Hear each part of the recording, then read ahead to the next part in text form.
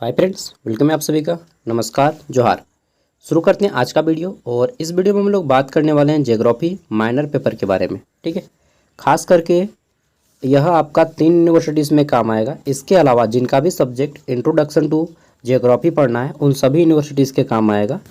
और झारखंड के 3 यूनिवर्सिटीज़ में इनका सिलेबस है, SKMU, रांची यूनिवर्सिटी और आपका है नीलांबर पीताम्बर यूनिवर्सिटी। इन तीनों में जो है ये सिलेबस है इंट्रोडक्शन टू ज्योग्राफी, यानी कि भूगोल का परिचय। ठीक है, और इस वीडियो में मैं टोटल आपको 10 क्वेश्चन दूंगा। टोटल नंबर ऑफ क्वेश्चन की संख्या 10 है और मैं गारंटी लेता हूं कि यहां से आपके एग्जाम में 3 से 4 क्वेश्चन 15 मार्क्स वाले मैच करेंगे। ठीक है, 3 से 4 क्वेश्चन आपके 15 मार्क्स वाले मैच करेंगे। मिनिमम 3 और मैक्सिमम हो सकता है पूरा का पूरा पेपर ही मैच कर जाए, बट मिनिमम 3 मैच करेगा ही करेगा। ठीक है, इतना गारंटी के साथ आपको बोल दे रहा हूँ। तो चलिए, अगर आप ये 10 प्रश्न करके जाएंगे तो मैं डेफिनेटली बोल सकता हूँ आपका एग्ज़ाम बहुत अच्छा जाएगा। ठीक है, तो चलिए शुरू करते हैं प्रश्नों का और हम लोग क्वेश्चन आंसर भी करते जाएंगे। ठीक है, तो पहला प्रश्न है हमारा, पृथ्वी का आंतरिक संरचना का वर्णन करें। पृथ्वी की होगा। ठीक है, पृथ्वी की आंतरिक संरचना का वर्णन करें। Describe the internal structure of earth. Suppose that हमारा अर्थ ये है। ठीक है, और हम लोग कहाँ पे रहते हैं, तो बहुत से लोग बोलते हैं कि पृथ्वी के अंदर रहते हैं हम लोग। नहीं यार, पृथ्वी के ऊपर इस साइड में हम लोग लटके हुए हैं। ठीक है, चींटी की भांति या धूल कणों की भांति। और इसका अंदर में क्या है, तो अंदर में सबसे बहुत सारा लेयर है। पहला लेयर में तो हमारा मिट्टी है। सेकेंड लेयर में क्या है, तो फिर हमारा थोड़ा सा और आ जाता है। ठीक है, खनिज संपदा वगैरह। नेक्स्ट आ जाता है हमारा अंत में, एकदम सबसे अंत में क्रोड पाया जाता है। ठीक है, तो इस तरह से फिगर बना के आपको बताना है। चलिए हम लोग देखते हैं, और ये मेरे साथ 1 घंटा का क्लास रहेगा लगभग इसमें। तो पृथ्वी की आंतरिक संरचना 3 मुख्य परतों में बटी है। ठीक है, पहला परत है हमारा भूपट्टी। ठीक, पहला परत क्या है, जैसे ये हमारा सबसे पहला परत है भूपट्टी, पृथ्वी जिसमें हम लोग रहते हैं। ठीक है, क्रस्ट बोला जाता है इंग्लिश में। उसके बाद एक अगला परत है जिसको मेंटल कहा जाता है। ये जो हमारा मेंटल है, इसके अंदर का परत है मेंटल। ठीक है, ये मेंटल है। ठीक है, फिर उसके अंदर का जो होता है वो क्रोड होता है। ये सबसे अंदर का पोर्शन जो है ये क्रोड है।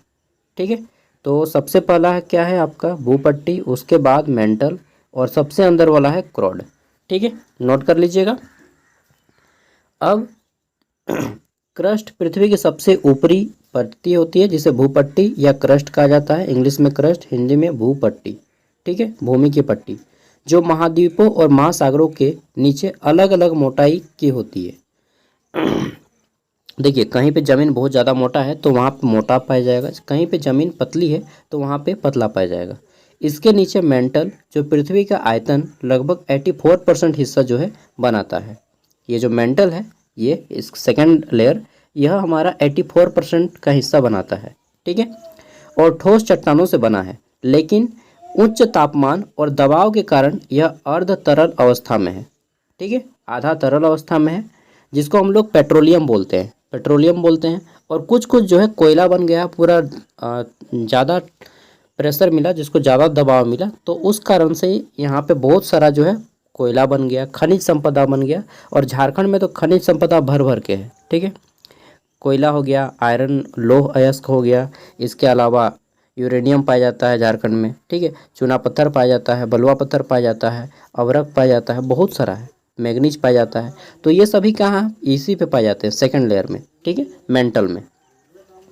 आप इतना लिख लीजिएगा ना, एकदम लिखिएगा यार, मैं बताऊंगा और लिखिएगा नहीं। ठीक है, तो लेकिन उच्च तापमान और दबाव के कारण यह अर्ध तरल अवस्था है, मतलब ना तो पूरा कठोर है ना ही पूरा पानी की अवस्था में है। ठीक है, आधा तरल है, जैसे पेट्रोलियम, कादा कादा निकलेगा तुम। कादा जो होता है ना, कादा मिट्टी, जिसको हम लोग क्या बोलते हैं, कादा को यार, ठीक है, कीचड़, कीचड़ फॉर्म में मिलेगा, उसी को बोलते हैं आपका अर्ध तरल अवस्था। ठीक है, हाफ लिक्विड फॉर्म में। क्रोड पृथ्वी का सबसे आंतरिक होता है भाग है, जो बाहरी कोर और आंतरिक क्रोड विभाजित करती है। ठीक है, फिर क्रोड का भी 2 हिस्सा है। क्रोड जो हमारा लास्ट लेयर है, इसमें भी हमारा 2 हिस्सा है, इसमें भी 2 है। ठीक है, इसमें भी 2 लेयर बना है, एक आंतरिक क्रोड, एक बाह्य क्रोड। जो सबसे आंतरिक क्रोड है, यह पूरा का पूरा आग का गोला है। ठीक है, हाँ, पृथ्वी के अंदर में आग का गोला है, इसलिए कहीं कहीं पे ज्वालामुखी फटता है और यहीं से ज्वालामुखी का उत्पन्न होती है। ठीक है, तो क्रोड पृथ्वी का सबसे आंतरिक भाग है जो बाहरी क्रोड और आंतरिक क्रोड में विभाजित है। बाहरी क्रोड तरल अवस्था में है जबकि आंतरिक क्रोड ठोस अवस्था में है। ठीक है, दोनों ही मुख्य रूप से निकल और लोहा से बने हुए हैं। ठीक है, ये निकल और लोहा क्या है, तो नीफे। अब मैं आपको एक फॉर्मूला बताने जा रहा हूँ, आप लोग नोट कर लीजिएगा। सियाल, सीमा और नीफे, ये 3 फॉर्मूला है। पृथ्वी हमारी है, ठीक है, अंडाकार है, आई नो कि हमारी पृथ्वी ओवल है यानी कि अंडाकार है। तो पहला जो है हमारा भूपट्टी, यहाँ पे 2 तत्व सबसे ज़्यादा मिला जाता है जिसको सियाल बोला जाता है, SiAl। Al मतलब एल्यूमिनियम, Si मतलब सिलिकॉन। सिलिकॉन और एल्यूमिनियम की अधिकता पाई जाती है भूपट्टी में। ठीक है, सियाल इसको बोला जाता है। फिर आता है सीमा, SIMA, सीमा। सीमा से आप Mg होता है इसका, याद रखिएगा, हालांकि हम लोग याद करने के लिए सीमा बोलते हैं। सिलिकॉन और मैग्नीशियम की अधिकता पाई जाती है सेकेंड लेयर में। ठीक है, सेकेंड लेयर में सिलिकॉन और मैग्नीशियम की ज़्यादा से ज़्यादा यहाँ पे मेजॉरिटी पाई जाती है। ठीक है, तो आप लोग नोट करते चलिएगा। और फिर आता है नीफे। नीफे नाम दी है NiFe। ये क्या है, तो निकेल और फेरम, लोहा को फेरम बोला जाता है। ठीक है, साइंटिफिक नेम में। तो लोहा और फेरम यानी कि लोहा और निकेल पाया जाता है सबसे आंतरिक क्रोड में। और जितना भी ज्वालामुखी यानी कि वोल्केनो जिसको इंग्लिश में बोला जाता है, ज्वालामुखी को, जितना भी ज्वालामुखी फटता है इसी क्रोड से फटता है। ठीक है, क्रोड से फट गया, ज्वालामुखी निकल गया एकदम उद्गार, और जो ज्वालामुखी से फॉर्म में निकलता है इसी को लावा बोलते हैं।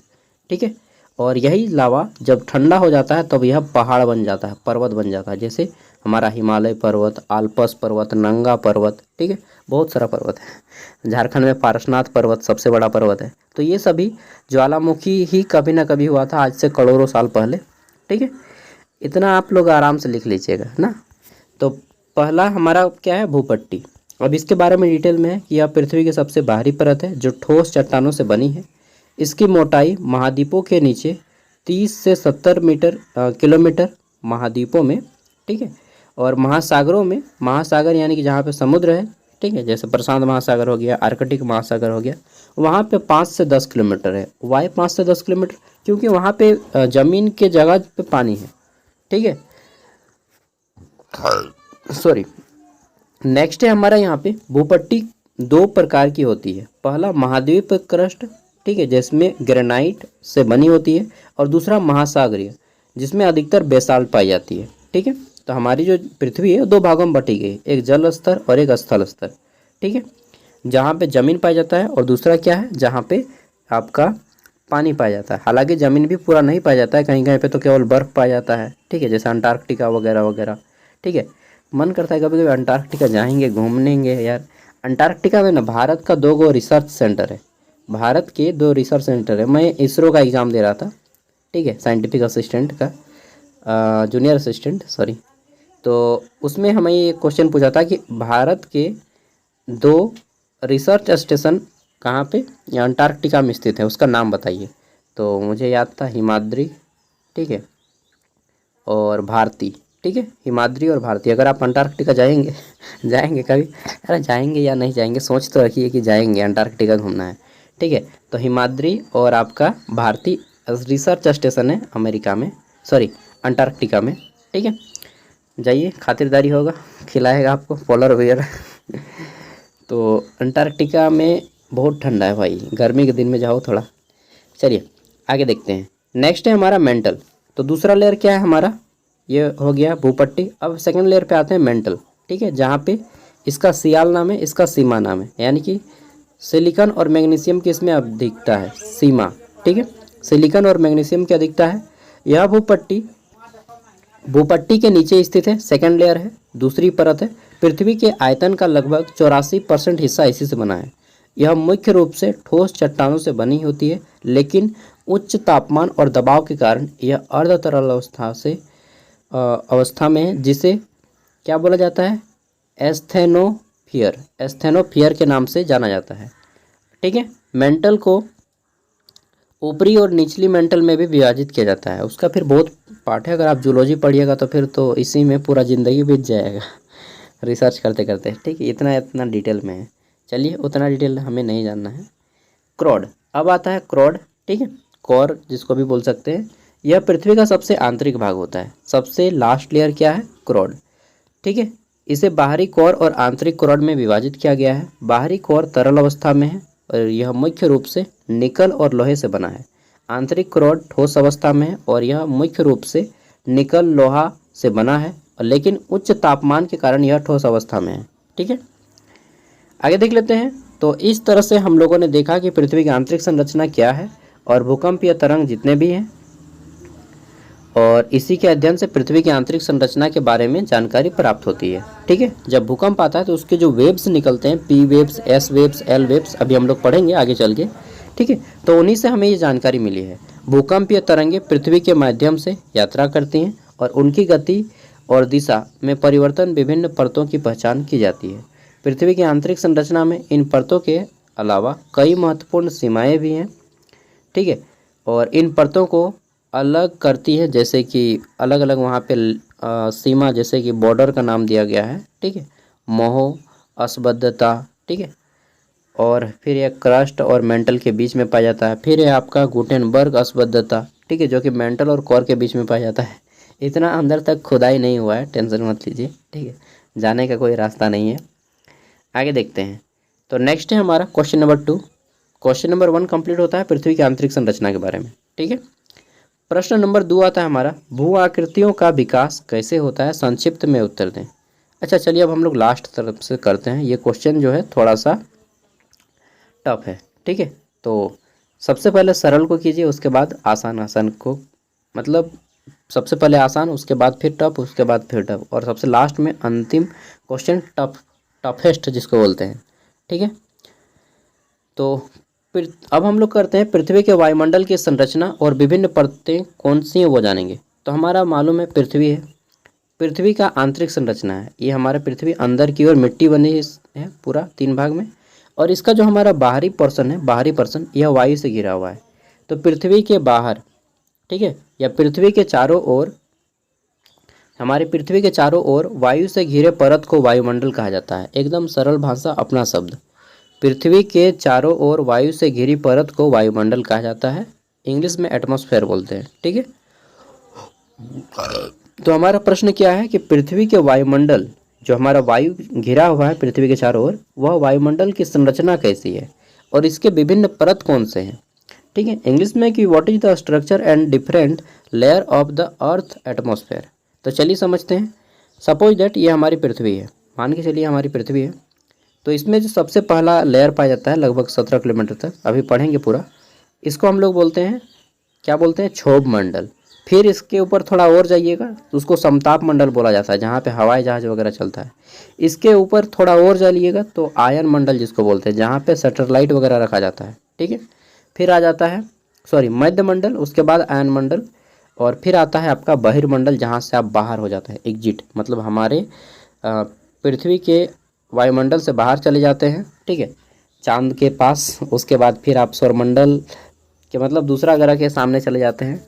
तो चलिए, वो सब अंतरिक्ष यात्रा कर रहिएगा ना तो पता लगेगा। आज शिवम ना आज अंतरिक्ष में गए हैं रिसर्च करने के लिए। राकेश शर्मा के बाद दूसरे ये हैं जो गए हैं।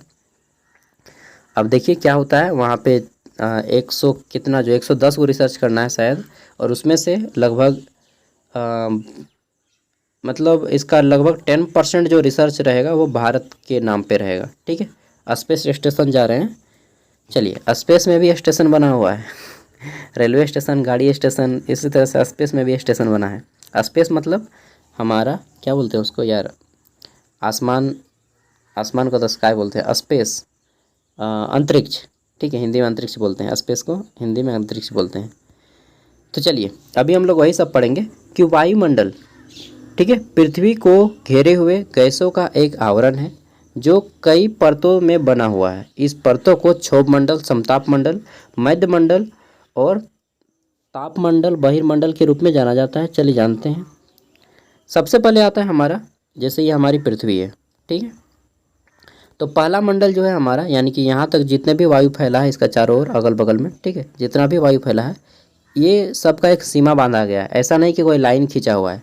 वैज्ञानिकों ने एक काल्पनिक सीमा दिया है, काल्पनिक, ठीक है, इमेजिनरी लाइन, ठीक है, जिसको हम लोग देख नहीं सकते, बस इमेजिन कर सकते हैं। ऐसा कोई वास्तव में लाइन नहीं है, ठीक है।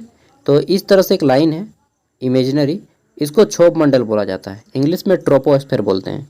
इससे थोड़ा सा और ऊपर जाइएगा तो उसको हम लोग समताप मंडल बोलते हैं, ठीक है, जहाँ पे हवाई जहाज़ वगैरह चलता है समताप मंडल में, ठीक है।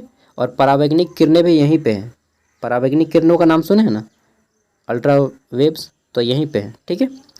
तो पृथ्वी की सबसे पहली मंडल है क्या मंडल? क्षोभ मंडल, इंग्लिश में ट्रोपोस्फेयर।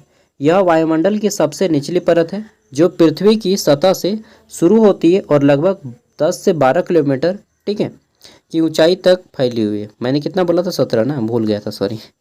तो पृथ्वी के मतलब हम लोग का ज़मीन से 10 से 12 किलोमीटर तक ऊंचाई तक जाइएगा, उतना ऊंचाई तक को हम लोग क्षोभ मंडल बोलते हैं। क्या मंडल बोलते हैं? क्षोभ मंडल, ठीक है। और मौसम की घटनाएं जितना भी होता है, बादल का गरजना, बारिश, हवाएं, ये सभी क्षोभ मंडल में ही होती है। तो क्या बोलिएगा, हवाई जहाज़ इसी में चलता है? नहीं, हवाई जहाज़ इससे भी ज़्यादा ऊंचाई में चलता है। हवाई जहाज़ लगभग 20 किलोमीटर, ठीक है, 17 किलोमीटर, 15 किलोमीटर के रेंज में उड़ता है हवाई जहाज़, 25 किलोमीटर, उतना ऊपर में, हाँ, उतना किलोमीटर ऊंचाई में उड़ता है एरोप्लेन। तो क्या क्षोभ मंडल से पार? हाँ, क्षोभ मंडल से ऊंचाई पे जाता है, और उसको बोलते हैं, क्षोभ मंडल से आप ज़्यादा ऊंचाई पे चलिएगा तो उसको बोलते हैं समताप मंडल। क्या बोला जाता है? समताप मंडल। स्ट्रेटोस्फेयर, देखिए समताप सुनने में आता है ना कि समान तापमान, सम मतलब होता है समान, ताप मतलब होता है तापमान। तो ऐसा मंडल जहाँ का तापमान समान हो उससे समताप मंडल बोलते हैं, ठीक है। ऐसा ही लिखना है एकदम एग्जाम में भी कि ऐसा मंडल जिसका तापमान समान हो उसे समताप मंडल बोला जाता है। इसीलिए इसे समताप मंडल नाम दिया गया है, क्योंकि यहाँ का तापमान समान रहता है, ठीक है। क्षोभ मंडल के ऊपर स्थित समताप मंडल है 50 किलोमीटर, ठीक है, जो 31 किलोमीटर की ऊंचाई तक फैला हुआ है। मतलब 31 किलोमीटर ऊंचा, नीचे से मतलब ज़मीन से 50 किलोमीटर, ठीक है, की ऊंचाई तक फैला हुआ है। यह परत ओजोन परत को घेर के रखा है जो सूर्य से आने वाली हानिकारक परावैंगनिक किरणों को भी रोकती है इसी समताप मंडल में। और जैसे देखिए ये हमारी पृथ्वी है और यहाँ से यहाँ तक 12 किलोमीटर तक है हमारा क्षोभ मंडल, ठीक है। एक हवाई जहाज़ मैंने चला एयर इंडिया का, जहाँ इंडिगो का फ्लाइट चढ़ा और यहाँ पे उड़ रहा है, ये समताप मंडल है, ठीक है। और यहाँ पे मान लीजिए बारिश हो रहा है, क्षोभ मंडल में ही बारिश होता है। किस मंडल में बारिश होते हैं और सभी मौसमी घटनाएं? क्षोभ मंडल में। और हम लोग ऊपर में जा रहे हैं, देखेंगे अरे भाई कि नीचे में तो बादल बना हुआ है। हाँ, ऊपर में देखिएगा, हवाई जहाज़ के ऊपर में देखिएगा कि नीचे में बादल बना हुआ है। हम लोग नीचे से देखते हैं कि ऊपर में बादल उड़ रहा है, अब देखिएगा कि नीचे बादल उड़ रहा है और हम लोग ऊपर उड़ रहे हैं। कब? जब आप एरोप्लेन में चढ़िएगा, ठीक है। हेलीकॉप्टर में नहीं चढ़ पाइएगा, उतना ऊंचा नहीं जा पाइएगा। एरोप्लेन में उतना ऊंचाई तक आप चल जाइएगा और जब आपको दिखाई देगा कि हम बादल को छू के बादल से ऊपर उड़ रहे हैं, मतलब बादल मेरे नीचे है, ऐसा आपको दिखाई देगा, ठीक है। तो समझ गए होंगे समताप मंडल में हवाई जहाज़ चलता है। उम्मीद है कि आप भूलिएगा नहीं यार। आगे बढ़ते हैं। फिर आता है मध्य मंडल, जिसको मेसोस्फीयर बोलते हैं, ठीक है। इसके बाद मेसोस्फीयर है जो कि 85 किलोमीटर तक, ठीक है। और इस परत में उल्काएं जल जाती हैं जिससे वे पृथ्वी की सतह पर पहुंचने से पहले ही नष्ट हो जाती हैं। इसका मतलब समझें, आपने देखा होगा स्टार, कभी कभी तारा को टूटते हुए देखा है। बोला जाता है कि जब आप तारा को टूटते हुए देखेंगे और कुछ भी मांगेंगे, फरियाद कुछ भी करेंगे, ठीक है, सपोज दैट कि आपको ये मिल जाए या फिर आपको जो भी मिल जाए, ठीक है, नौकरी मिल जाए, छोकरी मिल जाए, जो भी चीज़ आप डिमांड करते हैं, टूटते हुए सितारे से अगर डिमांड करते हैं तो मिल जाएगा, हो जाता है, ऐसा बोला जाता है। तो वो जो तारा टूटा, क्या कहाँ गया तारा टूटा? तो तारा टूटा जैसे ही टूटता है ना, वो समताप मंडल के जस्ट ऊपर, जिसको हम लोग मध्य मंडल बोलते हैं या आयन मंडल बोलते हैं, ठीक है, इसी मध्य मंडल, इसी का हम लोग आयन मंडल बोलते हैं। लिख लीजिए मेसोस्फीयर, सॉरी आयन मंडल नहीं बोलते हैं इसको, मेसोस्फीयर ही बोलते हैं, मध्य मंडल, ठीक है। ताप मंडल को आयन मंडल बोलते हैं। तो इसी मध्य मंडल में आते आते वह समाप्त हो जाता है, ख़त्म हो जाता है, ख़त्म, हाँ ख़त्म, ठीक है। बहुत ऊंचाई है, यहाँ पे क्या लगता है कि उड़ के छू लेंगे? नहीं, बहुत ऊंचाई है, ठीक है। तो मध्य मंडल आते आते समाप्त हो जाता है, जितना भी तारा स्टार वगैरह टूटता है। एकदम इसी तरह से लिख देना है कि जब कोई तारा टूटता है तो मध्य मंडल आते आते ख़त्म हो जाता है, इसलिए वह पृथ्वी तक नहीं पहुंच पाता। अगर पृथ्वी तक पहुंच पाता तब तो फिर प्रलय हो जाता। 2012 में एक सुनाया था ना कि प्रलय होगा बेटा, प्रलय होगा, सब कोई मीट खा रहा है, एकदम पूरा पैसा उड़ा रहा है। उस टाइम पे मैं कितना 11-12 साल का था, ठीक है। प्रलय होगा, प्रलय होगा, पूरा एकदम हल्ला उड़ गया था, कैसेट वसेट सब दिखा रहा था। कोई कुछ नहीं, हम लोग स्कूल में थे, सब कोई बाहर निकल गए थे उस दिन, ठीक है। फिर पता चला कि नहीं, कोई प्रलय वगैरह नहीं होगा। देखिएगा ना यूट्यूब में खोल के 2012 प्रलय की घटना, ठीक है। तो ऐसा बोला जा रहा था कि प्रलय हो जाएगा, पृथ्वी पलट जाएगी, सब कोई मर जाएगा, पूरा आदमी मीट खा रहा था, खस्सी खा रहा था, ठीक है, पूरा पैसा उड़ा रहा था सबको एकदम। उस टाइम में हम छोटा थे, उतना एंजॉय नहीं कर पाए थे, फिर भी एंजॉय था, एक अजब माहौल था, ठीक है। तापमंडल, अब आता है हमारा तापमंडल, जिसको मेजोस्फीयर बोलते हैं। इसका अन्य नाम आयन मंडल भी है। क्या है? आयन मंडल, ठीक है। आयन मंडल, ये क्या होता है जी आयन मंडल? तो आयन मंडल, यहाँ पे सैटेलाइट को रखा जाता है। जैसे आप घर में मोबाइल चला रहे हैं ना, अभी जो आप मोबाइल में वीडियो देख रहे हैं, वो सैटेलाइट ऊपर से कनेक्टेड है, और ये सैटेलाइट कहाँ पे रखा गया है? ये आयन मंडल में। इसको लेनोस्फीयर बोलते हैं या फिर थर्मोस्फीयर बोलते हैं, थर्मोस्फीयर या लेनोस्फीयर, ठीक है। मध्य मंडल के ऊपर तापमंडल 600 किलोमीटर की ऊंचाई तक फैला हुआ है। यह सूर्य के यह परत सूर्य से आने वाली उच्च ऊर्जा वाली किरणों को अवशोषित करती है, जिससे तापमान बहुत अधिक बढ़ जाता है, ठीक है। नेक्स्ट आता है बहिर्मंडल। बहिर मतलब क्या? बहिरा नहीं, बहिर मतलब होता है बाहर निकलना, कि अब हम लोग जो है पृथ्वी के वायुमंडल से बाहर निकल गए हैं। तापमंडल या आयन मंडल के ऊपर बहिर्मंडल स्थित होता है, ठीक है।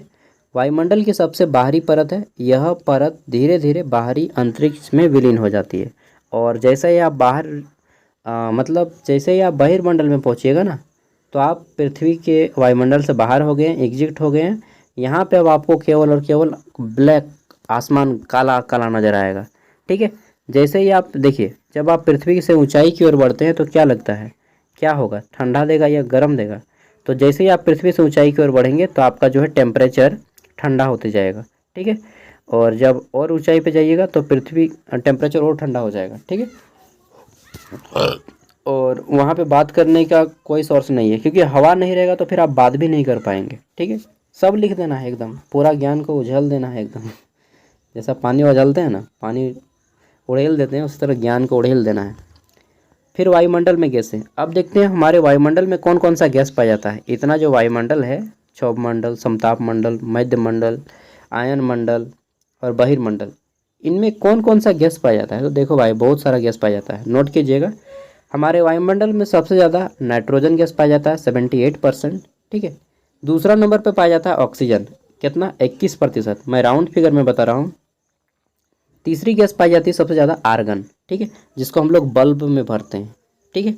बल्ब में जो भरा होता है आर्गन गैस भरा जाता है, because argon is a non reactive gas, ठीक है। अगर आप पीरियोडिक टेबल देखे होंगे तो पीरियोडिक टेबल में लास्ट में इनर्ट गैसेस में आर्गन को स्थान दिया गया है।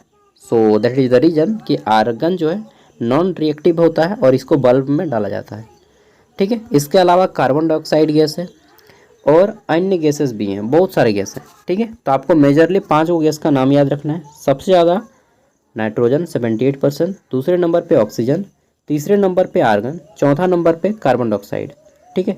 पांचवा क्या रखिएगा नाम याद? पांचवा नहीं याद रखना होगा, चारे को याद रखो। अब वायुमंडल का क्या महत्व है? अगर हमारा वायुमंडल नहीं रहेगा तो क्या हम लोग बचेंगे? बिल्कुल नहीं बचेंगे। तुरंत वायुमंडल नहीं रहेगा तो हम लोग बात भी नहीं कर पाएंगे, ठीक है। वायु नहीं रहेगा तो हम बात नहीं कर पाएंगे, बिकॉज वायु एक माध्यम से ध्वनि जो है, ध्वनि को जाने के लिए एक माध्यम की आवश्यकता होती है। आप क्लास 10th में पढ़े होंगे, ध्वनि को गमन करने के लिए एक माध्यम की आवश्यकता होती है, और वायु हमारा माध्यम है। हवा वो माध्यम है जो हमारे वायु को, ध्वनि को पहुंचाती है एक स्थान से दूसरे स्थान, ठीक है। दूसरी चीज़ कि पृथ्वी पर जीवन आवश्यक है। हमें सांस लेने के लिए हवा चाहिए, हवा नहीं ले पाएंगे सांस तो कैसे जिएंगे। सूर्य की हानिकारक किरणें डायरेक्ट हमारी बॉडी पे आएंगी, जिससे त्वचा कैंसर हो जाएगा और हम लोग सभी मर जाएंगे। यानी कि पृथ्वी का वायुमंडल नहीं रहेगा तो जीवन संभव नहीं है, ठीक है। अब चौथा प्रश्न, वायुमंडलीय दबाव बेल्ट क्या है? विभिन्न दबाव पेटियों का वर्णन करें। ये क्वेश्चन भी हम लोग पढ़ेंगे, बट ये क्वेश्चन टफ है, तो मैं टॉप क्वेश्चन को बाद में पढ़ूंगा, ठीक है। पहले इजी पहले इजी मोड में चलेंगे बस। अब आता है हमारा ग्रह या पौने से आप क्या समझते हैं, ये भी क्वेश्चन टफ है, ठीक है। हाँ, अब क्वेश्चन आता है इजी वाला, जिसको हम लोग बोलते हैं मानव जाति धर्म भाषा का वितरण पर संक्षिप्त टिप्पणी लिखें, ठीक है। इंग्लिश में है कि right a short note on the distribution of human, ठीक है, रेसेस रिलीजन एंड लैंग्वेज। तो यह 2 स्तर पे हो सकता है, एक वर्ल्ड लेवल पे, मानव जाति जो है पूरे वर्ल्ड लेवल पे पाई जाती है, धर्म भी पूरा विश्व में है, भाषा भी पूरे विश्व में है। तो एक होता है वैश्विक, ठीक है, मानव जाति के धर्म भाषा वितरण का वैश्विक वितरण क्या है वो जानेंगे, और एक भारत में वितरण कैसा है, हमारे देश में कैसा वितरण है वो जानेंगे, ठीक है। तो हम लोग दोनों पे डिस्कस करेंगे। So let's start it. देखिए, भारत एक विविध देश है, हम सभी को मालूम है कि भारत एक अजीब देश है जहाँ पे हर जाति हर धर्म के लोग निवास करते हैं, जहाँ विभिन्न जातियों धर्मों और भाषाओं के लोग निवास करते हैं। भारत में देखो हर राज्य का अपना भाषा है।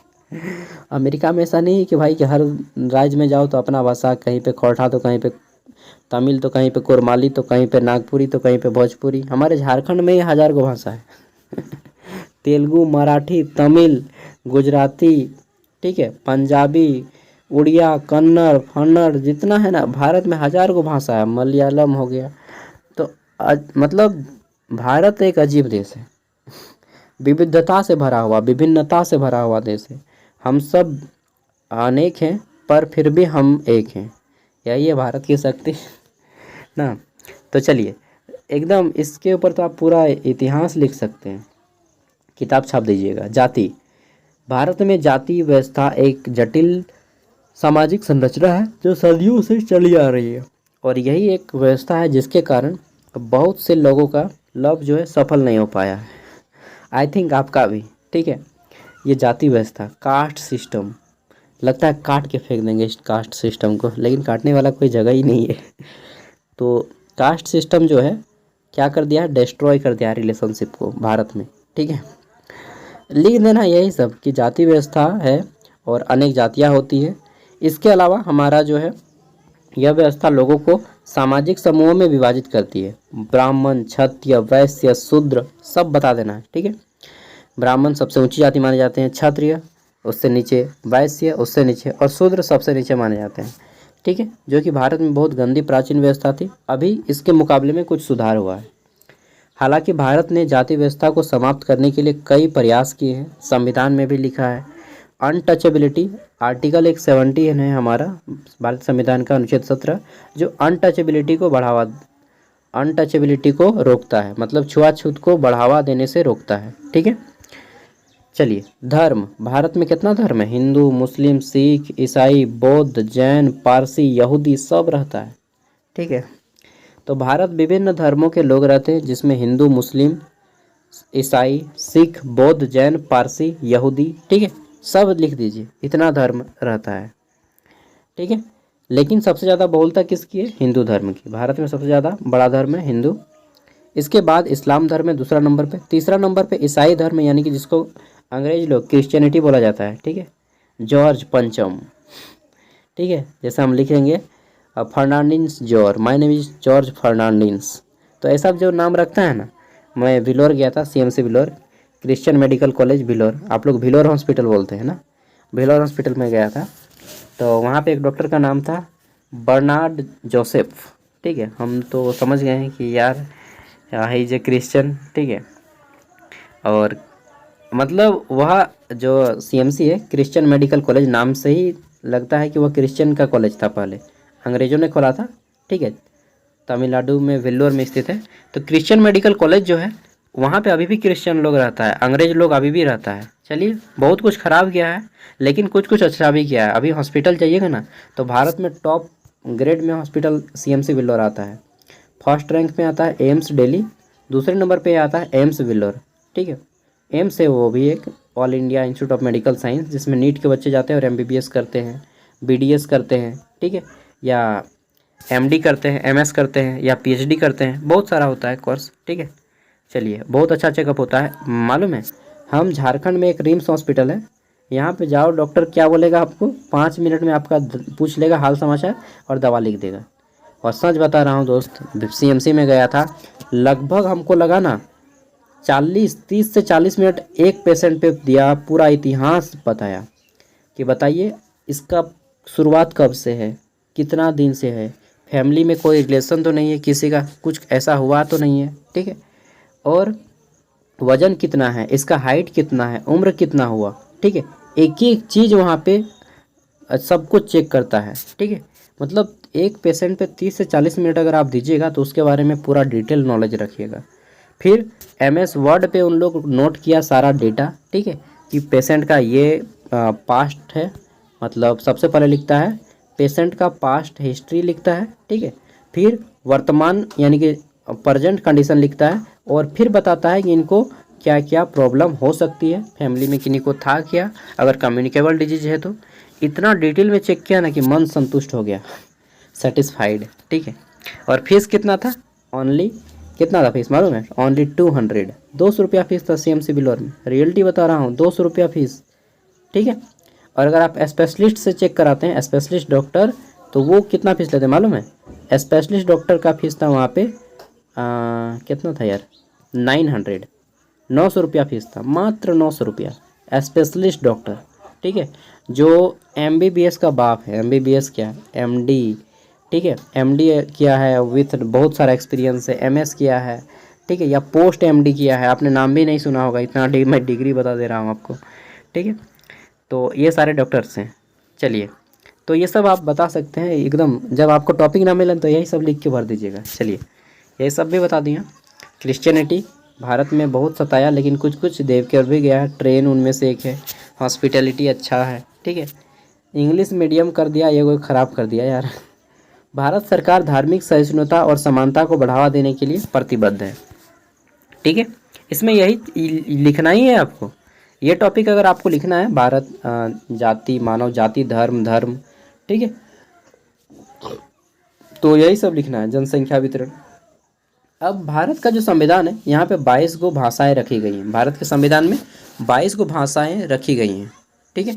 8वीं अनुसूची में 22 भाषाओं को रखा गया है, जिसमें झारखंड से लिया गया है संथाली भाषा, ठीक है, 2003 में। और झारखंड में कितनी बोलियां बोली जाती है, तो भाषा और बोली में अंतर अगर आपको मालूम है तो अच्छी बात है, नहीं मालूम है तो मैं बता दूंगा। बोली जिसका मानकीकरण नहीं हुआ है, यानी कि उसको जो है सरकारी मान्यता नहीं प्राप्त है, ठीक है, और भाषा जिसको सरकारी मान्यता प्राप्त है। तो भारत में बोलियां ऐसी हैं जिसको सरकारी मान्यता नहीं प्राप्त है, ठीक है, जो आम बोलचाल में बोली जाती है किसी क्षेत्र विशेष में, ऐसा 19,500 बोलियां हैं भारत में, ठीक है। अजीब टाइप से बोला जाता है, समझ रहे हैं। चलिए, नेक्स्ट है हिंदी। भारत की सबसे अधिक बोली जाने वाली भाषा है, लेकिन हिंदी हमारी नेशनल लैंग्वेज, राष्ट्रीय भाषा नहीं है, राजकीय भाषा है, रॉयल लैंग्वेज है। रॉयल लैंग्वेज माने कामकाज होगा, ठीक है। अगला है बंगाली, तेलुगु, मराठी, तमिल, उर्दू, गुजराती, कन्नड़, पंजाबी, मलयालम का स्थान भी है। अब दूसरा प्रश्न ये आता है कि भारत की सबसे ज़्यादा बोली जाने वाली भाषा हिंदी है, दूसरी कौन सी है, तो दूसरी है बंगाली की बुझली तुम्हें, बंगालीटा सेकेंड लैंग्वेज बोटे है भारतेर, ठीक है, ऑल ओवर भारत में सेकेंड लैंग्वेज आता है बस बंगाली। चो आगे देखছি কি বলছে, তারপরে আমাদের কোশ্চেনটা বলছে कि भारत सरकार भारतीय भाषाओं को बढ़ावा देने और उनके संरक्षण के लिए काम कर रही है, जिसे हम लोग TRL के नाम से जानते हैं, TRL। मेरी मम्मी बुला रही, पाला तोड़ दो बकरी को, 1 मिनट। चलिए आगे बढ़ते हैं। तो नेक्स्ट हमारा है अब कंक्लूजन, ठीक। कंक्लूजन में क्या डालना है आपको, तो कंक्लूजन में सबको जोड़ के बताना है कि भारत में भाषा, जाति, धर्म, ठीक है, एंड इसमें पॉपुलेशन में डिवाइड किया गया है। पॉपुलेशन में भी बताइएगा कि भारत में जो है सबसे ज़्यादा मेजर पॉपुलेशन कहाँ पे है, आपको मालूम है, उत्तर प्रदेश में, ठीक है, यूपी में, एंड मिनिमम पॉपुलेशन जो है आपका सिक्किम में, गैंगटॉक में। एंड वर्ल्ड लेवल पे अगर बात किया जाए तो भारत ही आता है, वर्ल्ड में सबसे टॉप कंट्री हमारा इंडिया है, ठीक है। एंड मिनिमम का कोई रिकॉर्ड नहीं है भाई किस कंट्री में, ठीक है। तो इस तरह से बताना है कि भारत में विभिन्न जाति धर्म के लोग रहते हैं, सेम एज इट इज। अगर पूछा जाए कि विश्व लेवल पे, तो आपको विश्व लेवल पे सब पे बताना है, ठीक है, कि विश्व में अनेक धर्म हैं, ठीक है, वर्ल्ड लेवल पे। एंड फिर आपको बताना है कि यहाँ पे विश्व की जो जनसंख्या है वह मैक्सिमम सबसे ज़्यादा एशिया कॉन्टिनेंट में, कॉन्टिनेंट मतलब महादेश, ठीक है, एशिया कॉन्टिनेंट, देन आता है एशिया, अफ्रीका और यूरोप, ठीक है। ये 3 कॉन्टिनेंट में सबसे ज़्यादा जो है हमारी जनसंख्या बसती है, ठीक है। वहीं अगर जनसंख्या घनत्व की बात किया जाए, यानी कि किस एरिया में सबसे ज़्यादा लोग रहते हैं, तो खास करके जापान का एरिया का डेंसिटी जो है बहुत ज़्यादा है, जापान, ठीक है, जापान का, और चीन में बीजिंग का, बीजिंग चीन की राजधानी है बीजिंग, यहाँ पे विश्व की जनसंख्या का घनत्व बहुत ज़्यादा है। जनसंख्या घनत्व जिसको इंग्लिश में पॉपुलेशन डेंसिटी बोला जाता है। क्या है ये पॉपुलेशन डेंसिटी? तो 1 किलोमीटर के रेंज में, क्या मैंने बोला, 1 किलोमीटर के रेंज में जितने लोग रहते हैं इसको पॉपुलेशन डेंसिटी बोला जाता है, ठीक है। 1 किलोमीटर के रेंज में, जैसे भारत में मान के चलते हैं, झारखंड में या भारत में 1 किलोमीटर के रेंज में 467 व्यक्ति रहते हैं, ठीक है, सपोज दैट, या 584 व्यक्ति रहते हैं, कुछ भी मैं एग्जांपल दे रहा हूँ, ठीक है, इतना व्यक्ति रहते हैं, तो यह यहाँ का पॉपुलेशन डेंसिटी हो गया, मतलब 1 किलोमीटर के एरिया में इतने व्यक्ति निवास करते हैं, ठीक है। दिल्ली की अगर पॉपुलेशन डेंसिटी की बात किया जाए तो वहाँ पे 1 किलोमीटर के एरिया में 11,000 लोग निवास करते हैं। कितना? 11,000 लोग 1 किलोमीटर के एरिया में निवास करते हैं, जो कि सबसे ज़्यादा पॉपुलेशन डेंसिटी दिल्ली का है। वहीं अगर बात किया जाए कि अरुणाचल प्रदेश, ठीक है, जिसकी राजधानी ईटानगर है, यहाँ पे 1 किलोमीटर के एरिया में मात्र 16 लोग निवास करते हैं, ओनली 16%, यस, ओनली 60% निवास करते हैं, ठीक है। तो ये है पॉपुलेशन डेंसिटी। आई होप कि आप अच्छे तरह से इसे समझ गए होंगे। Now our next question, that is question number 7, और इसमें क्या बोल रहा है कि विश्व की जनसंख्या का वितरण, घनत्व एवं वृद्धि पर नोट लिखें, ठीक है। एज इट इज, जैसे मैंने अभी बताया, सेम वही क्वेश्चन है, ठीक है। इसके अलावा अगर पूछे कि जनसंख्या कहाँ पे निवास करती है, तो देखिए इसको मैं अच्छे से समझाता हूँ, पढ़ने की ज़रूरत नहीं है, पढ़ लीजिएगा आप लोग बाद में, ठीक है, मैं समझाने का काम करता हूँ। देखिए हमारा जो पृथ्वी है, अर्थ, वह आपका मेजरली बहुत सारे सेक्शंस में बटा है। जैसे मैक्सिमम एरिया तो इसका जल है, ठीक है, 75% एरिया क्या है, वाटर है, ठीक है। इसमें कुछ एरिया जो है हमारा ज़मीन है, ठीक है, ज़मीन में भी कुछ एरिया जो है मरुस्थल है, ठीक है, डेजर्ट है, कुछ एरिया जो है हिली एरिया आता है। हिली एरिया माने यह आता है पर्वतीय इलाका, और मैक्सिमम जो इलाका है वह आता है मैदानी इलाका, ठीक है, जिसको हम लोग ग्राउंड के नाम से जानते हैं। तो ये सारी चीज़ें आपको ध्यान में रखना है कि पृथ्वी का अधिकतम भाग जल है, ठीक है, तो जल में तो मनुष्य रहेगा नहीं, सिंपल सी बात है, ठीक है। तो पृथ्वी में सबसे ज़्यादा जो निवास करता है वो मैदानी एरिया में लोग निवास करते हैं, ठीक है, मैदानी एरिया। उसके बाद जो है आपका कुछ लोग रेगिस्तानी इलाकों में निवास करते हैं, जैसे विश्व का सबसे बड़ा रेगिस्तान थार है, ठीक है, थार रेगिस्तान, सॉरी सहारा रेगिस्तान, भारत में थार रेगिस्तान है यार, सहारा है, गोबी है, अटाकमा है, ठीक है। तो ये सारे जो है रेगिस्तान हैं, इन रेगिस्तानों में भी कुछ लोग रहते हैं, हिली एरिया में भी कुछ लोग रहते हैं, ठीक है, पहाड़ी एरिया में, ठीक है, पहाड़ी एरिया, जैसे भारत में भी बहुत बड़ा बड़ा पहाड़ी एरिया है, जैसे आप हिमालय का नाम दे सकते हैं, माउंट एवरेस्ट, ठीक है, सटा हुआ। तो ये इस तरह से लोगों का वितरण कीजिएगा कि अधिकांश जो लोग हैं वह मैदानी एरिया में रहते हैं, और ख़ास करके कुछ लोग जो है जहाँ पे नदी निवास करती है, ठीक है, और ख़ास करके जहाँ पे सिटी एरिया रहता है, शहरी एरिया, वहाँ पे ज़्यादा लोग निवास करते हैं। अर्बन एरिया में आदमी ज़्यादा क्यों निवास करता है वो भी रीजन बता दीजिएगा, ठीक है। अर्बन 2 एरिया है, एक रूरल, RURAL, रूरल, रूरल मतलब होता है ग्रामीण, एक होता है अर्बन, ठीक है, URBAN, अर्बन, अर्बन मतलब होता है शहरी। तो मैक्सिमम लोग शहर में रहते हैं, बिकॉज देखिए यहाँ पे रीजन आता है, पूछा जा सकता है, ठीक है, जनसंख्या वितरण का बारे में बताइए। तो जनसंख्या का वितरण यानी कि कहाँ पे ज़्यादा लोग रहते हैं, तो शहरी एरिया में। वाई मतलब पहले तो गांव में ही रहते थे, और महात्मा गांधी भी बोलते थे कि भारत की आत्मा गांव में बसती है, बट गांव में जो मैक्सिमम लोग रहते थे अब शहर की ओर पलायन कर रहे हैं। वाई? बिकॉज रीज़न क्या है कि यहाँ पे जो है हमारा एम्प्लॉयमेंट का ज़्यादा से ज़्यादा अवसर मिलता है, ठीक है, रोज़गार के अवसर मिलते हैं। दूसरी बात क्या है कि यहाँ पे सारी चीज़ों का सुविधा रहता है, स्कूल हो गया, कॉलेज हो गया, मेडिकल हो गया, ठीक है।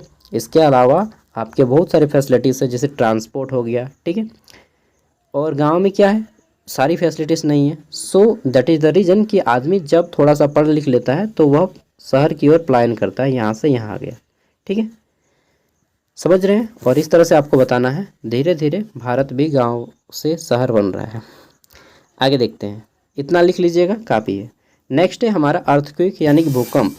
इसके कारण क्या है, अर्थक्वेक क्यों होता है, ठीक है, प्रभाव यानी कि इफेक्ट क्या होता है ये जानते हैं। तो सबको मालूम है कि पृथ्वी के अंदर प्लेट है। प्लेट कैसा है, मेजर प्लेट और माइनर प्लेट। मेजर मतलब बड़ा, जैसे आपका मेजर और माइनर सब्जेक्ट है ना, एज लाइक मेजर और माइनर प्लेट है। हमारे पृथ्वी में 8 मेजर प्लेट है। कितना, 8 गो मेजर प्लेट है और माइनर प्लेट शायद समथिंग 14 गो है, ठीक है, मतलब छोटे छोटे प्लेट। मेजर आपका सब्जेक्ट है ना जी, मेजर मतलब ऑनर्स पेपर, उसी तरह से यहाँ पे है। और माइनर माइनर प्लेट है। तो ये प्लेट्स आपस में मूविंग करते रहते हैं। मूविंग मतलब घूमते रहते हैं, बट किसी कारण बस यदि टकरा जाते हैं आपस में, ठीक है, आपस में अगर टकरा जाते हैं तो इससे ऊपर का जो हमारा लेयर है यानी कि हमारा अर्थ, वो हिलने लगता है। इसी को भूकंप बोलते हैं। भूकंप मतलब भूमि का कंपन करना। समझ गए बात को, ठीक है। अब कारण क्या है भूकंप का वो जान लिए, भूकंप किसे कहते हैं वो जान लिए कि पृथ्वी का हिलना ही भूकंप है। और पृथ्वी के अंदर जो हमारी टेक्टोनिक प्लेटें हैं, जो मेजर और माइनर प्लेटें हैं, ठीक है, मेजर प्लेट 8 है, माइनर प्लेट समथिंग 14 है, और ये जब आपस में घूमते हुए टक्कर खाते हैं तो इससे ही जो है भूकंप होता है। अब जब भूकंप हो जाता है तो इसका प्रभाव क्या होता है, इफेक्ट क्या होता है कि शारीरिक क्षति होती है, जानमाल की क्षति होती है, आर्थिक क्षति होती है, घर उर धंस जाता है, गाड़ी उड़ी चप्पू हो जाता है ना आदमी मर जाता है, ठीक है। और इसका एक एग्जाम्पल दीजिएगा, अब मैं बताता हूँ। और भूकंप ही सुनामी का भी कारण बनता है। सुनामी, जब भूकंप समुद्र में आ जाता है तो समुद्र में तो घर उर धंसेगा नहीं, तो क्या होगा, वहाँ पे समुद्र की जो पानी का लहरें हैं वो अचानक से बहुत तेज़ आने लगती हैं, ठीक है, बहुत तेज़ आने लगती है, जिसके कारण 2004 में नोट डाउन कीजिएगा, मैं बता रहा हूँ बहुत ही इंपॉर्टेंट चीज़। 2004 में भारत का सबसे दक्षिण छोर, जिसको हम लोग इंदिरा पॉइंट के नाम से जानते हैं, क्या नाम है, इंदिरा पॉइंट। इंदिरा पॉइंट डूब गया, ठीक है। निकोबार का, अंडमान निकोबार नाम सुना है ना, अंडमान निकोबार के एरिया में आता था इंदिरा पॉइंट, वह डूब गया 2004 में सुनामी का कारण, ठीक है। तो ये कारण रीजन दे दीजिएगा कि सुनामी के कारण इंदिरा पॉइंट 2004 में डूबा, एक एग्जाम्पल। सेकंड आप दे दीजिएगा कि 2001 में गुजरात में भूकंप आया। कहाँ पे, गुजरात में। 2001 में गुजरात में भूकंप आया, किस दिन वो भी मालूम है, 26 जनवरी के दिन में। खैर तो क्या था कि 26 जनवरी का दिन था और सभी बच्चे ग्राउंड पे निकल के परेड वगैरह कर रहे थे, तो हमारे मालूम है कि झंडा फहराते हैं हम लोग बाहर में आके, ठीक है। तो जिस डे हम लोग का क्या था, तो रिपब्लिक डे था, गणतंत्र दिवस था 26 जनवरी को। उसी दिन गुजरात में भूकंप हुआ। हालांकि सब बच्चे फील्ड में बाहर में थे, स्कूल, भगवान का शुक्र है कि सब बच्चे बाहर में थे, और इसके कारण क्षति जो है बहुत कम लोगों की हुई, वरना सब धर उड़ घस गया था। अभी तक का सबसे बड़ा भूकंप 2001 का भूकंप है, जो कि गुजरात में हुआ था, ठीक है। ये सारे आप एग्जाम्पल दे दीजिए, डेफिनेटली आपका आंसर बहुत बेटर बनेगा। और लिखा भी जाता है कि परीक्षार्थी यथासंभव अपने ही शब्दों में उत्तर दें, ठीक है। कैंडिडेट को किया जाता है कि as far as practicable give their answer in their own words, ठीक है। तो अपने ही शब्दों में उत्तर देना है जैसा मैं बता रहा हूँ, और अपने से लिखना है, ठीक है। ज्वालामुखी क्या है, तो ज्वालामुखी के बारे में ऑलरेडी बता चुका हूँ, इंग्लिश में इसको हम लोग वोल्केनो बोलते हैं, ठीक है। पृथ्वी का जो चट्टान है, पृथ्वी का आंतरिक भाग, ठीक है, ये 1 मिनट 3 लेयर में डिवाइडेड है हमारी अर्थ, ठीक है। हाँ, तो पहला क्या है, भूपट्टी, दूसरा है हमारा क्या है, तो मेंटल, और तीसरा क्या है, क्रोड, ठीक है। भूपट्टी, मेंटल और क्रोड। आई होप आप लोग भूल गए होंगे मैं उम्मीद करता हूँ कि आप लोग भूल गए होंगे, कोई बात नहीं, लिखिएगा तो याद रह जाएगा। तो ये जो क्रोड है, यहाँ का एरिया, इसी से हमारा लावा मिलता है, और ये जो लावा, ठीक है, ज़्यादा कहीं पे प्रेशर पड़ जाता है और उसको निकलने का मौका मिल जाता है तो वो निकल जाता है, ठीक है। इसी तरह से लिखना है, एकदम समझा के कि आप किसी व्यक्ति को समझा रहे हैं, और इस तरह से जब निकल जाता है तो वह बहुत प्रेशर के साथ निकलता है और बहुत दूर दूर तक फैल जाता है, ठीक है। और इसी को ज्वालामुखी बोलते हैं। हमारे भारत में वर्तमान में कोई ज्वालामुखी फूटा है क्या, हाँ बिल्कुल। अगर आप अंडमान निकोबार जाइएगा तो अंडमान निकोबार में एक बैरन द्वीप है, ठीक है। बैरन द्वीप नाम सुने, बैरन द्वीप, बैरन आइलैंड। तो बैरन द्वीप जो है, यहाँ पे अभी भी ज्वालामुखी उद्गार हुआ है। आप यूट्यूब में सर्च मारिएगा मेरे वीडियो देखने के बाद, लिख लीजिए कहीं पे बैरन द्वीप, ठीक है। अंडमान निकोबार वोल्केनो लिखिएगा ना, बस अंडमान निकोबार ज्वालामुखी, तो आपको देखने को मिल जाएगा। मैं अगर अंडमान निकोबार गया तो आपको डेफिनेटली वो वीडियो दे दूँगा, ठीक है। चलिए, मैं जा पाऊँगा तब तो जाऊँगा यार, जाऊँगा, मुझे विदेश घूमना है। बस इस तरह से अब आपको क्वेश्चन को सॉल्व कर लेना है। और लास्ट में जलवायु क्षेत्र से आप क्या समझते हैं, ठीक है। What do you understand by climatic zone. तो देखिए पृथ्वी में बहुत सारे क्लाइमेटिक जोन है, सबका मैं पीडीएफ वीडियो का डिस्क्रिप्शन में दे रहा हूँ, ठीक है, आप लोग पढ़ लीजिएगा। क्लाइमेटिक जोन माने बहुत सारे एरिया में देखिए कहीं पे केवल गर्मी लगता है, कहीं पे केवल ठंडा लगता है, कहीं पे गर्मी ठंडा दोनों लगता है, कहीं पे केवल बरसात होती है, कहीं पे केवल वर्षा भी नहीं होती है। तो इस टाइप से बहुत सारा एरिया है हमारा। इसी को क्या बोलते हैं? इसी को बोलते हैं हम लोग, क्या बोलते हैं जी? इसी को बोलते हैं जलवायु क्षेत्र, क्लाइमेटिक जोन, ठीक है। कहीं पे किसी खास किस्म की खेती होती है, कहीं पे किसी खास किस्म की खेती नहीं होती है, ठीक है। हमारा भारत देखिए, इसको मैं थोड़ा समझा ही देता हूँ। ये हमारा अर्थ है, ठीक है, पृथ्वी है। इसको इस तरह से बांटा गया है। सबसे पहले एक बीच में लाइन है जिसको हम लोग बोलते हैं इक्वेटर लाइन, ठीक है। भूमध्य रेखा बोला जाता है इंग्लिश में, भूमध्य रेखा, इक्वेटर, ठीक है, या विषुवत रेखा, जो भी बोलिएगा, जो पृथ्वी को दो बराबर भागों में बांटती है, इसे ही हम लोग विषुवत रेखा बोलते हैं। और इस तरह से है एक कर्क रेखा, एक है मकर रेखा, ठीक है। ये हमारा कर्क रेखा, कर्क रेखा उत्तर की ओर कर्क रेखा है और दक्षिण की ओर मकर रेखा है, ठीक है। ये कितने डिग्री पे है? 23.5 डिग्री दक्षिण की ओर और 23.5 डिग्री उत्तर की ओर। 23.5 डिग्री उत्तर में जो हमारा रेखा दिया गया है इसको बोला जाता है कर्क रेखा, और 23.5 डिग्री जो दक्षिण में रेखा दिया गया है इसको बोला जाता है मकर रेखा, ठीक है। और ये एरिया जो है, ये एरिया आर्कटिक एरिया कहलाता है, आर्कटिक क्षेत्र, ध्रुवीय क्षेत्र, ठीक है।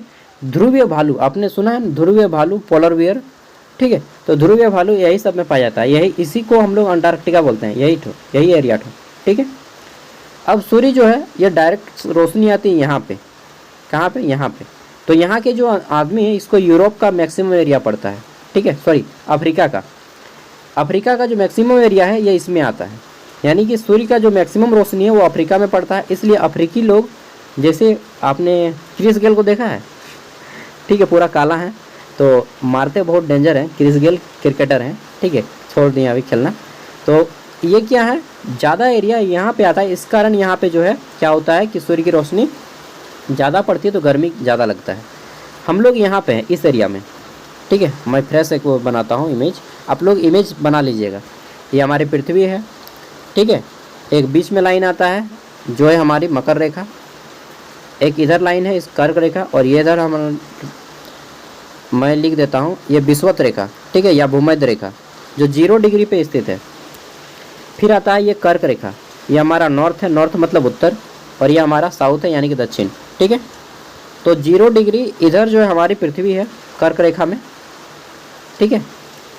और ये आपका यूरोप वगैरह इस साइड में आता है, समझ रहे हैं बात को? हाँ, और अफ्रीका वगैरह इस बीच के एरिया में आता है, ठीक है। चलिए, तो इस तरह से है कि जहाँ पे, और अंटार्कटिका वगैरह हमारा इस एरिया में आता है। अगर आप इस तरह से इमेज बना के लिख देते हैं, फिर परिभाषा वगैरह, और लिख दीजिएगा ये कर्क रेखा 23.5 डिग्री उत्तर में, दक्षिण में 23.5 डिग्री मकर रेखा, ट्रॉपिक ऑफ कैंसर और ट्रॉपिक ऑफ क्या बोला जाता है यार, मैं भूल रहा हूँ। कर्क रेखा को बोला जाता है ट्रॉपिक ऑफ कैंसर, और इसको बोला जाता है ट्रॉपिक ऑफ कैप्रिकॉन, ठीक है, ट्रॉपिक ऑफ कैप्रिकॉन, ठीक है। तो इस तरह से आपको बता देना है, सब कुछ मैंने बता दिया, बाकी आप खुद लिख लें, खुद पढ़ लें इसको। मैं वीडियो का डिस्क्रिप्शन में लिंक दे रहा हूँ, इसे पढ़िए बहुत अच्छे से, ओके। सारा पीडीएफ आप लोग डाउनलोड कर लीजिएगा और पढ़ लीजिएगा। और देखिए, मैं फीस कोर्स का फीस नहीं लूँगा, अगर आपको इच्छा रहेगा तो आप 10 रुपीज़ इसमें पेमेंट कर सकते हैं। इसका स्क्रीनशॉट लेके या फिर इसका पीडीएफ में भी मिल जाएगा, QR कोड सेंड करके 10 रुपीज़, ओनली 10 रुपीज़ सेंड करना है समोसा खाने के वास्ते, ठीक है। अगर आप कैपेबल हैं तो, कैपेबल नहीं है तो ज़रूरी नहीं है दोस्त, ठीक है। और मैं कभी भी आपको कोर्स सेल नहीं करूंगा कि भाई पैसा देगा तभी पढ़ पाओगे, नहीं, सभी के लिए फ्री है सब कुछ, PDF वगैरह सब कुछ फ्री, ठीक है। खुशी मन से रहेगा तो दीजिएगा, नहीं तो नहीं दीजिएगा, ओके, बाय। और एग्ज़ाम के बाद अपना क्वेश्चन पेपर हमें सेंड कर दीजिएगा। नंबर आप सभी को मालूम होगा, नहीं मालूम है नंबर? अरे भाई गजब बात करते हैं, चलिए नोट कर लीजिए, ठीक है। ये मेरा पर्सनल व्हाट्सएप नंबर तो नहीं है, बस इसमें केवल व्हाट्सएप चलता है, 89 86 60 75 41। एक लास्ट क्वेश्चन, आप लोग यहाँ तक आए हैं, मैं देखता हूँ आपका नॉलेज चेक करता हूँ, ठीक है। आप लोग इतना ज्योग्राफी पढ़ते हैं तो लास्ट क्वेश्चन दे रहा हूँ कि किस महादेश की जनसंख्या सबसे अधिक है, ठीक है। विश्व में किस महादेश की जनसंख्या सबसे अधिक है और कितने महादेश हैं? इससे दो चीज़ें पता चलती हैं कि आप आंसर आता है या नहीं, और दूसरी चीज़ आपने वीडियो को लास्ट तक देखा है, इसके लिए धन्यवाद। ठीक है। अगर आप कमेंट कीजिएगा तो मैं पकड़ लूँगा कि आपने वीडियो को लास्ट तक देखा है एंड आपको आंसर भी आता है। विश्व में कितने महादेश हैं और सबसे ज़्यादा जनसंख्या किस महादेश में है? Okay, thank you, bye.